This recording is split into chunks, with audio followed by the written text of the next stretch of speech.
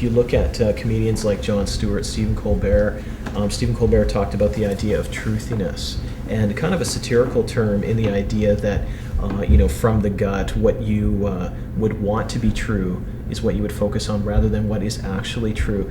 It's interesting because a lot of the bite and the effectiveness of that satire seems to be based in the fact that it's so prevalent, for instance, in political and public life. I'm wondering what you think about that. Well, it is very prevalent in political and public life, and I suppose that satire is one of the more effective ways of responding to it.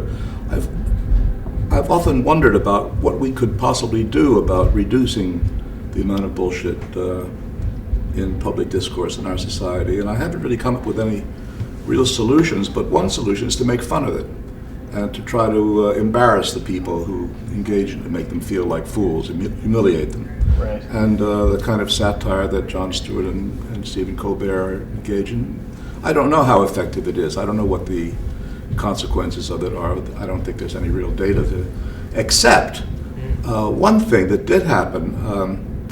You may know that I guess it was Jon Stewart himself who was invited on a news program, Crossfire. Oh, right, on CNN. Yeah. And they invited him because they thought he'd be funny. They thought he would, sort of liven up the program. Yeah. And instead, he really laced into them and told them what harm they were doing to American society and how they were really bad people, and that what they were doing was bad. Mm-hmm. And it was very sensational. And the result of it was that the president of the network fired them. He canceled the program. Right. So Jon Stewart actually single-handedly drove them off the air.